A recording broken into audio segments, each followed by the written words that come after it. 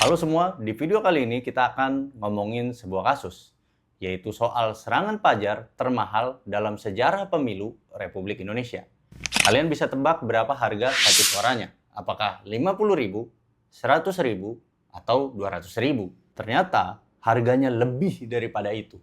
Di Pilkada Barito Utara, satu suara ada yang dihargai sampai dengan 16 juta rupiah, bahkan ada yang dihargai satu tiket umroh hanya untuk mendapatkan satu suara tersebut. Dan yang lebih parahnya lagi, ini plot twistnya, kedua paslon yang sudah berkorban uang, waktu, dan tenaga, itu nyatanya kedua paslon tersebut justru malah didiskualifikasi di akhir putusan pemilu.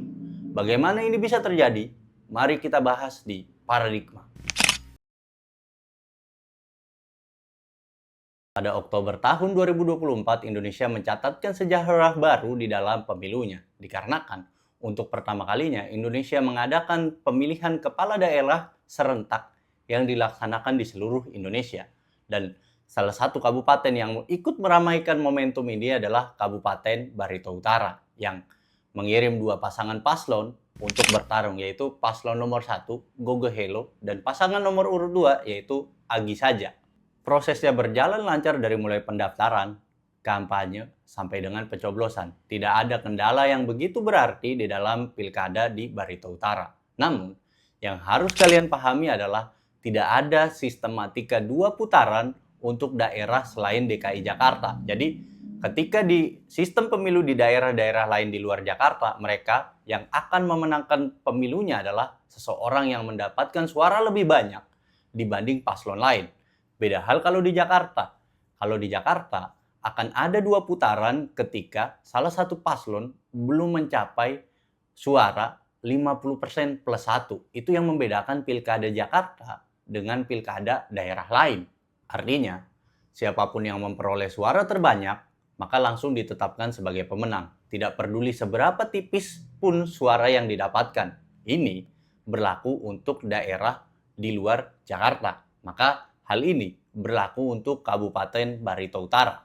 Setelah proses pemungutan suara rampung, maka hasil daripada Pilkada Barito Utara diumumkan. Dan hasil tersebut mencengangkan rekan-rekan semua dikarenakan pasangan nomor urut 1 mendapatkan 42.310 suara dan pasangan nomor urut 2 mendapatkan 42.302 suara.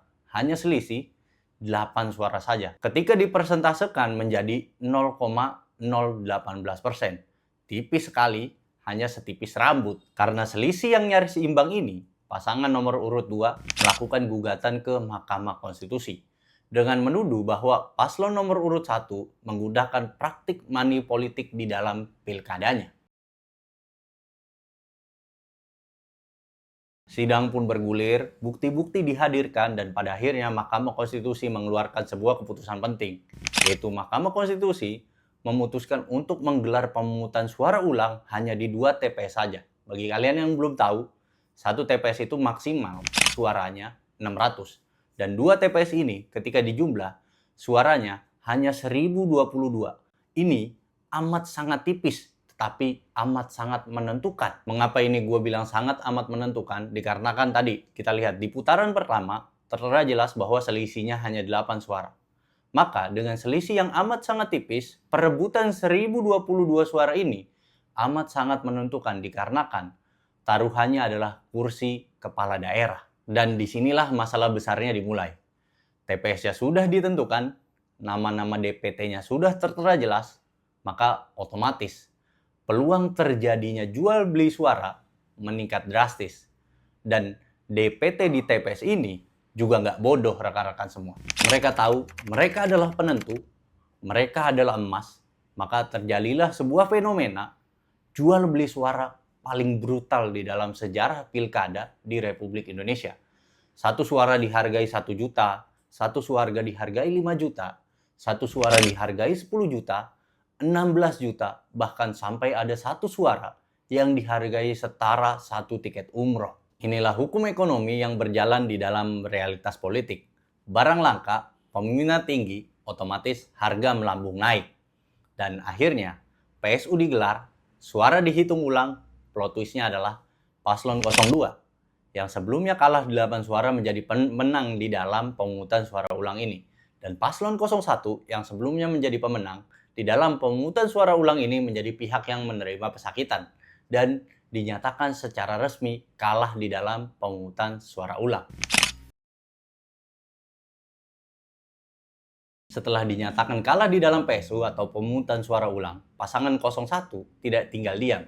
Mereka mengajukan gugatan ke Mahkamah Konstitusi dengan dugaan atau dasar dugaan bahwa di dalam PSU ini atau pemungutan suara ulang terjadi praktik money politik yang lebih parah. Dan benar saja, di dalam persidangan terkuat fakta dan data bahwa terjadi jual beli suara yang amat sangat masif yang tadi sudah gue sebut, bahwa satu suara bisa dihargai 16 juta bahkan sampai dengan umroh.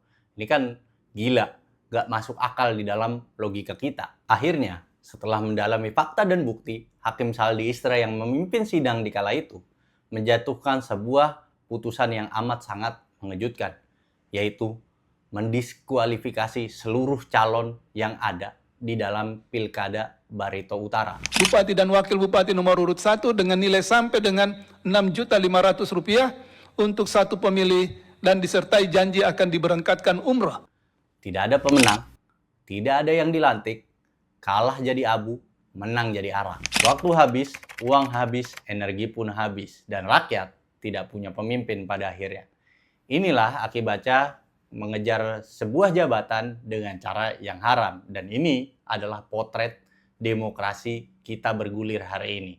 Sekian yang bisa gue sampaikan, sampai jumpa di konten selanjutnya. See you.